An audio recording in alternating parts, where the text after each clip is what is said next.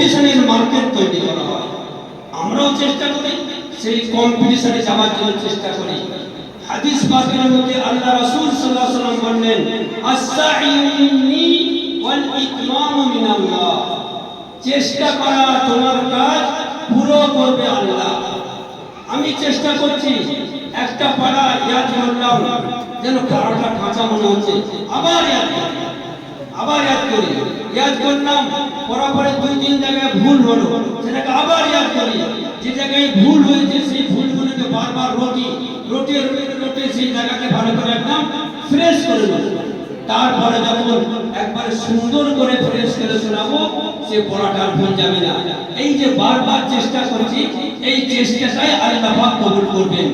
আমরা দেখি যে দেওয়ালে একটা পিঁপড়ে উঠছে, একটুখানি উঠে গেল আবার পড়ে গেল, আবার উঠছে আবার পড়ে গেল, আবার উঠছে আবার পড়ে গেল। যতক্ষণ না সে দেওয়ালে উঠতে পারছে ততক্ষণ চেষ্টা করেই যায়। কেন? সেটা আমাকে দেওয়ালে উঠতেই হবে। আমার চেষ্টা হারালে হবে না, আমি ওইটাকে হারাবো যে আমি উঠতে পারি, পিছিয়ে না হবে। তো এই চেষ্টা প্রত্যেক ছাত্রর মধ্যে রাখতে হবে। সারা পৃথিবীর মধ্যে যে সমস্ত ইমামদের মাসলাক আমরা মেনে চলি, 4 জন বড় বড় ইমাম আছেন। ইমাম আযম আবু হানিফা রাহমাতুল্লাহ আলাইহি, ইমাম শাফিঈ রাহমাতুল্লাহ আলাইহি, ইমাম মালিক রাহমাতুল্লাহ আলাইহি, ইমাম আহমদ ইবনে হাম্বল রাহমাতুল্লাহ আলাইহি। এই 4 জন বড় বড় মাসলাক, যারা কোরআন হাদিস থেকে মাসলাকে ইস্তেমবাদ করে, সেই মাসালিক সারা পৃথিবীর মধ্যে চলছে। আমরা সবথেকে বড় ইমাম আযম আবু হানিফা রাহমাতুল্লাহর মাসলাক মেনে চলি। তো হযরত ইমাম শাফিঈ রাহমাতুল্লাহ আলাইহি তিনি এক জায়গায় একটা মাকুলা লিখেছেন। তিনি নিজের বয়ান তিনি নিজে করছেন। ছাত্ররা ভালো করে মন দিয়ে শুনি। এবার আজকের কথা আমার ছাত্রদের উদ্দেশ্যে। তো ইমাম শাফিঈ রাহমাতুল্লাহ আলাইহি তিনি তার উস্তাদের কাছে নিজের অভিযোগ করলেন, শাকাউতু ইলা ওয়াকি'i সুই হিফজিহি ফামিন তারকিল মাআসি। ইমাম শাফিঈ রাহমাতুল্লাহ আলাইহি উস্তাদ নাম হচ্ছে ওয়াকি।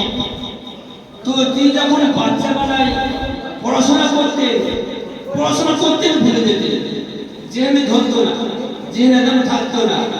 তখন তিনি নিজের উস্তাদের কাছে গেলেন, উস্তাদের কাছে গিয়ে বললেন, শাকাউতু ইলা, তিনি উস্তাদের কাছে অভিযোগ করলেন, সুই হিফজিহি, হুজুর আমার হিফজ খুব দুর্বল, কমজোর, আমি যে পড়াশোনা ইয়াদ রাখতে পারিনি, আপনি আমাকে নসিহত করুন। তখন তিনার উস্তাদ ওয়াকি রাহমাতুল্লাহ আলাইহি বললেন, ফামিন তারকিল মাআসি, গুনাহ ছেড়ে দাও।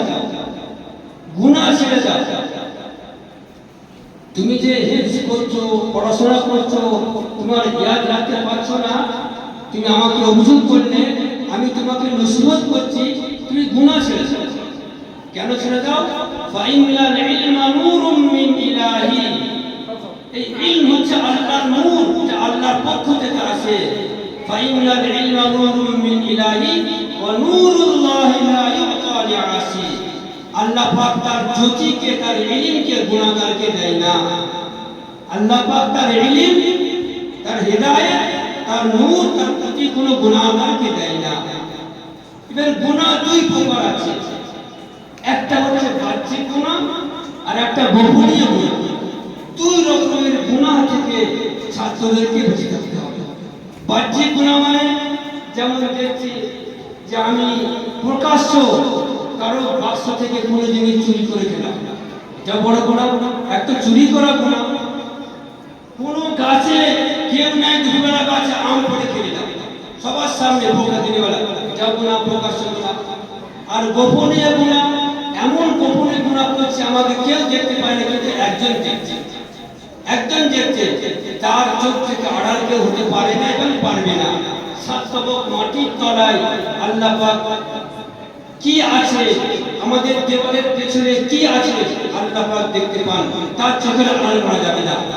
তো ইমাম শাফিঈ রাহমাতুল্লাহ আলাইহি উস্তাদ তখন বললেন, ছাত্রকে শাফিঈ বললেন যে ফামিন তারকিল মাআসি, তুমি গুনাহ ছেড়ে দাও। ব্যাখ্যায় লেখা আছে 2 রকম গুনাহ, একটা প্রকাশ্য গুনাহ আর একটা গোপনীয় দুই রকমের গুনাহ থেকে তোমরা বেঁচে দাও, তাহলে তুমি তোমার হিফজকে মজবুত রাখতে পারবে, তোমার স্মরণ শক্তি বাড়বে। একজন বড় আলেম তিনি বলছেন যে স্মরণ শক্তি বৃদ্ধি হওয়ার জন্য প্রত্যেক ছাত্রকে মিসওয়াক করা দরকার।